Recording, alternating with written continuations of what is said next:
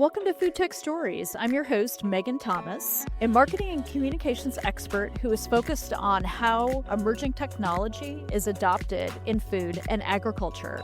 On each episode, we talk with leaders, innovators, and storytellers who are shaping the future of our food and food system. If you value our content, please consider subscribing. On today's episode of FoodTech Stories, my guest is FX Ruxel, founder of Gardyn. Welcome to the podcast, FX. Hi, Megan. Thank you for having me. Wonderful. Well, let's jump right in. So what led you to found Gardyn? I love doing sport, in particular long distance, endurance sport. I do a lot of swimming, a lot of cycling, a lot of running, triathlons, and then I moved into Ironmans. And last November, I did 100K of running. So really heavy stuff. For me, nutrition is super important. And I spent a lot of time in Provence. You can hear that I'm originally from France. And when I moved to the East Coast a long time ago now, I was really shocked by the poor quality of produce. That's really something that impacts in my training and my performance. And I was thinking, that's not normal. We should have healthy food and healthy produce. How can I solve this problem? And that's how I started working on Gardyn. So tell us about the products themselves. Gardyn is using artificial intelligence to make it possible for everyone to grow healthy produce at home. You don't need to have any green thumb. The system is fully automated. It's going to grow your plants for you. It's going to let you know if there is anything that you need to know or do. There are a few things you still need to do, like harvesting or trimming a few things here and there. But the system is actually monitoring the growth of the plants, optimizing it for you, and letting you know what you need to do. So at the end of the day, the beauty with Gardyn is within just 2 square feet in your living room, indoors, you're going to be able to grow tomatoes, zucchinis, eggplants, lettuce, whatever you want with no green thumb and have something that is free organic, pesticide free, super healthy. That's what we want for ourselves and for future generations. You mentioned you use AI in the system. Can you go more deeply into that?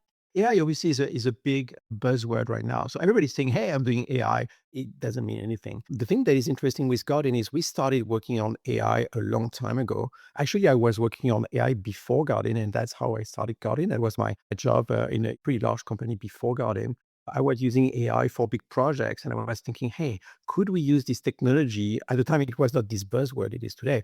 Could we use this technology to grow food? How do we use AI at Gardyn? Gardyn actually is equipped with a lot of sensors that look and measure everything that's going on your garden. The quality of water that the plants are consuming. And even more important, there are actually cameras that are watching the plants. They are not watching anything else. They are just taking pictures every 30 minutes. That's absolutely enough. But these pictures and all the physical parameters attached to the plants go into our cloud. And that's where we have actually developed AI models to understand what is growing on your garden. How fast is it growing? Are there any issues? And then be able to optimize all the parameters for your plants to thrive, and then to let you know if there is anything that you need to do.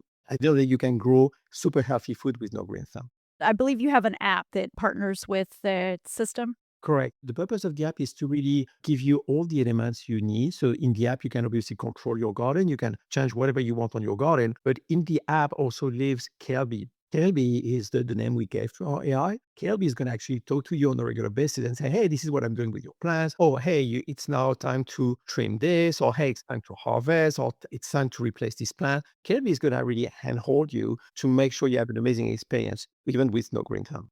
When a consumer decides to purchase a Gardyn system, what typically drives that decision?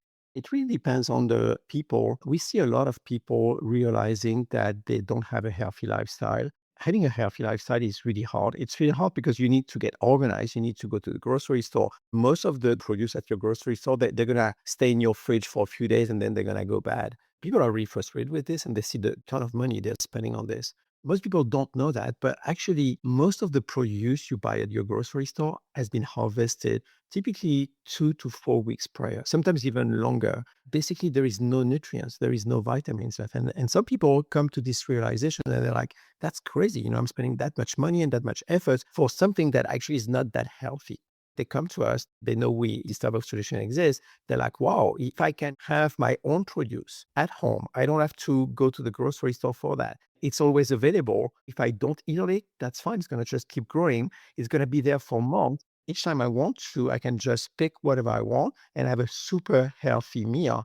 That's a game changer. Are there specific fruits or vegetables or flowers that folks grow in their garden? Like, what's the top thing that people choose to grow? We are offering north of 120 different varieties, all of them, non-GMO organic. Most people, I would say, go to leafy greens. You can think about romaine, different types of lettuce. People love tomatoes, zucchinis, eggplants, cucumbers as well are pretty big. One of my favorite is strawberries. We are actually growing strawberries on garden. That's typically something we do between November and March when it's super cold outside that nobody can grow strawberries because there is no season on the garden. It's indoors. That's the beauty of it. What I do every winter, I have a garden full of strawberries. So that's my strawberry meal. And what I love is they're super sweet. And so every morning I just go to my garden and pick my strawberries for breakfast. And being able to do that, you're in winter, it's snowing outside, you're indoors, you just wake up and you go to your strawberries, you pick a few strawberries that are super sweet, super healthy, super fresh, and you just have them for breakfast. For me, that's the dream, in particular for kids. So that's also one of the reasons I started gardening. I have two boys. They're grown-ups now. They just went away. They're 19 and 23. When they were growing up, I was like, I want them to have a healthy lifestyle and I want them to get used to eating healthy. The thing that I'm the most proud of is, you know what? When they left, they asked me, hey, Dad, can we get a garden for our dorm? And I was like, yes, that's what you want for your kids. You want your kids to grow into these healthy habits. And that's something that is super important for parents.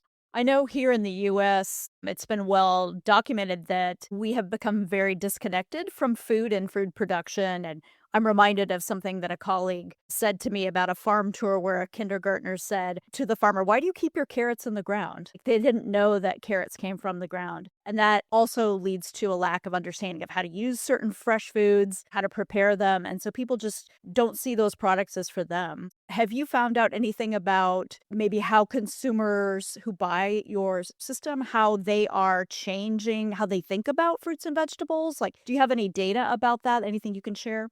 We see a big impact. I would say we see a big impact in two areas. The first one is because suddenly healthy food and fresh produce is always available, we see people eating way more often healthy food. That's totally obvious, but actually that's a big realization. People think they eat healthy. Suddenly it's always available. So they're gonna go to their garden every lunch or every dinner.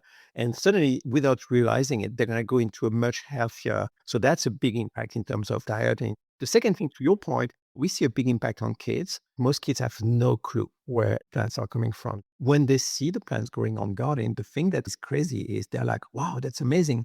Can I eat it? And for the first time ever, the parents are like, no, it needs to grow first. And they're like, can I test it? No, no, no, you have to wait. That really changes the dynamics. And suddenly the kids are the ones wanting to actually eat this produce. And what all the parents are telling us is now that they have a garden, what was a fight before battle to get their kids to eat veggies, it's actually a breeze now because the kids want to do it because They're waiting. yeah, they're tending to the garden and you can say, okay, now it's time, go harvest. And they go and they are the ones, picking the leaves and all that and making the salad. That totally changes our relationship to food, to plants, to nature. In our world where everything is kind of disconnected and virtual, we have kids that understand what real food is about, what plants are about, what nature is about. How can we bring nature back into our daily lives? This is super important. So, why an indoor system versus something that works outdoors or kind of traditional gardening? You know what? What we realize is a lot of people have no garden, or if they have a garden outdoors, there is a lot of wildlife and pests, and temperature is changing a lot. So we're thinking, what is the best environment to actually grow food? And the answer is indoors. Why? Because at the end of the day, indoors is pretty constant climate. You have your AC, you have your heating system. Overall, it's always between what, 68 and 74, give or take. And that's exactly what the plants need. So at the end of the day, going indoors is the best way to have the best climate and best environment for the plants. As someone who has had rabbits eat all of the leaves off our winter kale this week, I completely understand what you're talking about. I live in Washington, D.C., and most people maybe don't know the climate in D.C., like for you in North Carolina. Winter in D.C. can be a bit cold, so there is no way you're going to grow anything in winter. And summer is terrible. Well, it's so hot and humid. You don't want to be outside. It's full of pests. And to your point, I have rabbits, I have squirrels. It's a constant battle with wildlife. And that's why we said, okay, let's go indoors. Let's keep it super simple. What matters at the end of the day is how can we bring to people who have no clue how to do that, the ability to grow their own food, to have the healthy lifestyle. That's really what we're after. And I know, having worked in produce, that pest pressure in outdoor farming can be significant. And just to hit on the kind of the freshness component, I know that the first time I traveled to Europe and I was able to buy produce, it was astounding to me the quality of the produce, because it just simply doesn't have to travel that far. But being on the eastern seaboard, things are being picked, your greens are coming out of the Salinas Valley, they're being shipped across the country. It just takes time. There are so many consumers who just haven't had the opportunity to taste really fresh, flavorful produce. And that's what our gardeners are telling us. Once you test garden produce, you won't go back to the grocery aisle. There is no way. Just to echo your point, most people don't know it. In the US, roughly 80% of all the leafy greens are produced in California and Arizona. 80% of the consumption is actually on the East Coast. You have a huge amount of produce that is just tracked across the US for thousands and thousands of miles. It's crazy in terms of the environment. It's crazy in terms of, I don't know what you're missing. After weeks of traveling, there is no nutrient, there is no vitamins left. The other thing that most people don't know is that obviously agriculture, that's the way it is, but conventional agriculture is using a lot of water. Water is a big issue in this country. I mean, I'm sure you heard about Colorado, and that's a big, big issue. And water preservation, water conservation should be a big focus of ours. The thing I love with what we're doing at Gardyn is we are using 95% less water than conventional agriculture. There is no miracle. It's simply because the water we're using is a closed loop. It's just the water is just circulated inside the system. The only water that quote unquote disappears is the one taken by the plant. There is no water going into evaporation like that's the case for commercial agriculture. So that's really the beauty of it. We know that this way we are way more respectful of the environment because we're using way less, 25 or 50% less water than commercial agriculture. So, what can you tell us about your go to market strategy as a company? Go-to-market strategy, we are mostly online. We are selling gardens on our website, mygardyn.com. We're also on Amazon. We're on Best Buy. We're on Home Depot. So we have a lot of partners that are distributing gardens. At the end of the day, it's pretty simple. You can just go on our website, you buy your garden. We are selling two different models. We have a garden studio and garden home. Garden studio, it's perfect for you or one person or a couple. So it's dimensioned to grow food and have a big salad every day for two people. In total, it's 16 plants you can grow at the same time. And we have also garden home. Garden home is actually for family of four, and you can have a big fresh salad for a family of four. You can grow in total 30 plants at the same time. When you go on our website, you buy your garden, you select the plants you want. It's going to be delivered to you by mail within typically 2 to 3 days. You assemble it. It's pretty simple. It's going to take like 5 minutes, and then you get the plants, so you're ready to get growing. Typically, the way it's going to go is the plants come in a cube like this. So it's kind of a K-cup. The seeds are always inside and everything that the plant needs to start. You put it in the system takes over. It's going to grow the plants for you.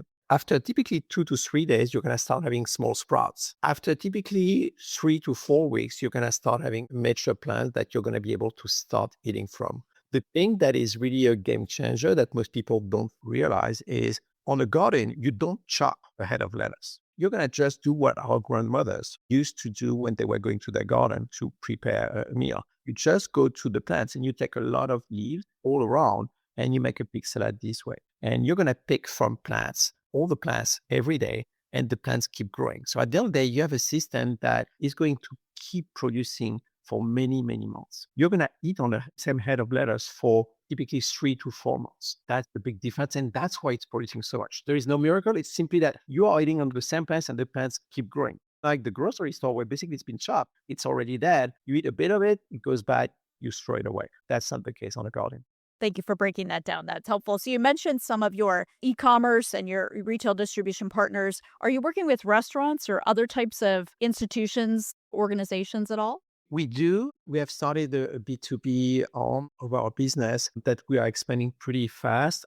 We have some collaboration with restaurants and hotels. We have this guy, he's in Anchorage. He has an Italian restaurant, pizzeria in Anchorage, Alaska. He's bragging that actually he's the only one to have fresh basil in winter. And he's built this big wall of gardens in Anchorage. That's the beauty of growing indoors. We do a restaurants and hotel, but it's still starting. One big area that we are growing very fast and we're very excited about is schools.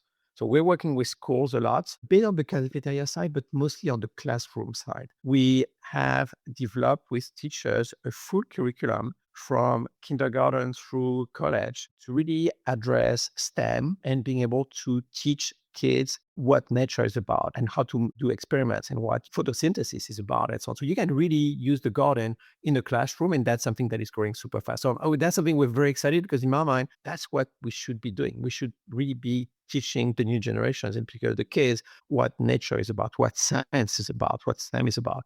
So it really can be like that learning laboratory about how plants grow and personalizing it in a way you can't get from a textbook. Exactly, because think about it. On your garden, you can actually adjust all the parameters of the growth of the plants. That's one. And second, the sensors to monitor the growth of the plant. So you can run all the experiments you want in terms of what is it I want to grow? How do I look at the impact of temperature, humidity, light, modulate the light the way you want, or watering? Then the system is telling you how fast the plants are growing. The system can compute the level of biomass that is produced on a daily basis on your system. You can get all this data down, download it. You can get all the time lapses of the plants growing. That's an amazing tool also for schools. Shifting gears over to how you've built the company, what role did outside investment play in your growth?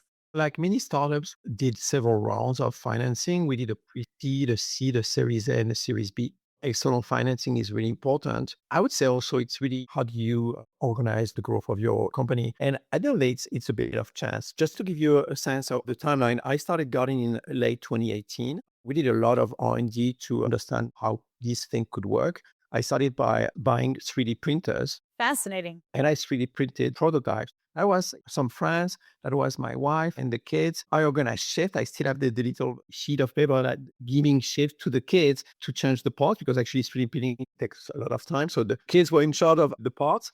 I did like a zillion iterations. And to be honest with you, the first iterations were really bad. It was not working at all. It was really painful trying to understand from trial to error to trying to find something. It ended up working. And then I tested it with friends, and a lot of friends came back to me and told me, you know what? There are a lot of things to fix. This is super cool. I love the concept. I love the experience. So I was like, okay, I'm on something. So that's the prototyping part. And then at some point, you're like, okay, I'm on something now. I need to industrialize because obviously you're going to sell a prototype. You need to industrialize. So you need to find partners. And totally by chance, I found a partner in China to help me industrialize and manufacture this device. And something, it's like chance. I had a friend in Baltimore who was working for a Danish company who was using a French company that had a factory in China. From one step to another, I took to the guides and I ended up with this French company based in France that had a little factory in China. And they said, hey, we can help you and we can manufacture it there. And that's how we did it. So I went to China in Shenzhen in this French company to start working with them, industrializing the product. And guess what? We finalized the industrialization of it and the first production. I was in China in January 2020. I was in the factory. I was sleeping in the factory to get the first devices out. We got the first devices out on the container. And then I came back to the US in January. And when I came back to DC, a lot of friends were telling me, you were in China. There is this corona something virus. Have you heard about it? And I was like, no clue. You're not talking about this in China. No, I mean, January 2020, they were not talking about this. So I came back to the US. We sent the containers on the sea and lockdown in China just like a few weeks later. And then the containers with the first Guardians arrived in DC, in Baltimore, early March. If the containers had departed like 2 weeks later, there would be no Guardian. We would not be talking today. That's just the life of entrepreneurs. And you need to be lucky sometimes. Yeah, absolutely. And I've spoken with at least one other founder who was launching in January of 2020 as well. Kind of when you face immediate adversity, it actually can shift your perspective as a leader. So do you think it changed how you thought about what you were doing? You have no choice. You just need to be resilient and say, we have to make it work. We started selling the first Garden in March 2020. Obviously, that's great because people were in lockdown. They were really scared about getting enough food. So we were super proud to be able to provide the ability for them to grow their own food.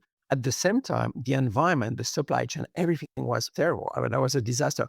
We spent so much time in the warehouse shipping things. I mean, you just need to be on deck and say, we're going to make it happen, whatever it takes. What's the most surprising thing that you've learned in running the company? The thing that is the hardest in running a startup, you spend your time. You would love to spend a lot of time on the strategy and thinking like 5 years ahead and what we want to do and the market and the strategy and so on. So you're trying to do a bit of that as a CEO. You should spend time on this. And at the same time, you're always pulled back to the weeds like, okay, things are breaking. You need to make it work. Oh, we have this problem here. Hey, this supplier is not supplying. Hey, this container is stuck somewhere. The hardest thing I find is to have this constant back and forth between trying to solve real life daily problems with the team. Obviously, you're not alone, and trying to extract yourself from time to time to think and anticipate and be on the strategy. And that's really this back and forth between high level strategy and actually being in the weeds most of the time. That is the hardest part, I would say.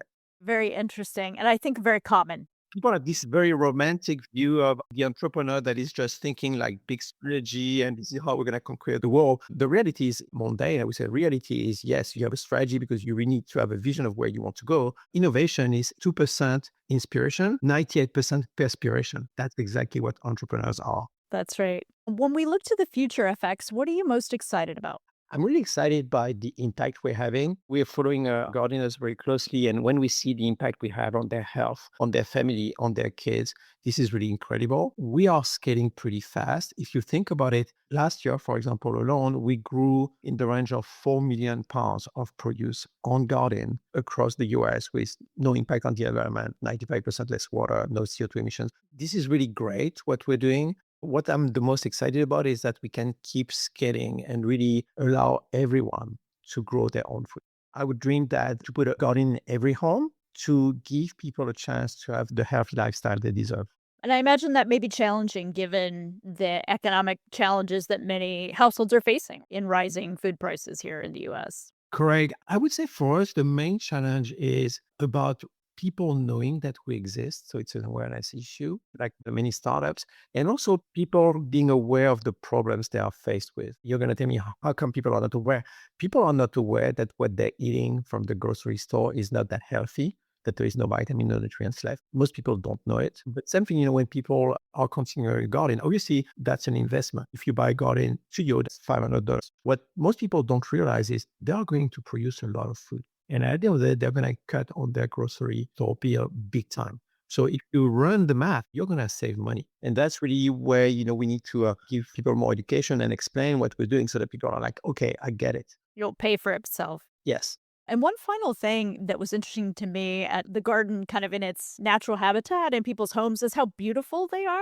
The colors and the leaves are almost like a decorative item. Is that something that the folks who use garden tell you, that they see it as something that beautifies their home? I'm just interested about that. People love the look of it, and it's really a natural piece of art. That's absolutely not random. For me and for us at Gardyn, this is really important. When we say we are here to help people have a healthy lifestyle, in my mind, healthy means not just nutrition, it's your mental health. You want to be at home and feel good and be surrounded with things that you find amazing and beautiful. So in my mind, when we designed the garden, we designed it in a way that it is a beautiful piece of art. We took actually designers, professional designers to design it. We are using top quality material like brushed aluminum and wood. I want this to be something that is really a piece of art in your living room. The plants obviously are beautiful. You can grow flowers, you can grow beautiful produce. The device itself is beautiful as well. Well, I enjoyed our conversation. Thanks for joining the podcast. Thank you, Megan. Thank you for having me. Thanks for joining us today on the latest episode of FoodTech Stories. Be sure and subscribe to our podcast on your favorite podcast platform and keep an eye out for our bi-weekly episodes. I'm your host, Megan Thomas, founder of Ladris 17. FoodTech Stories is edited by TJG Media.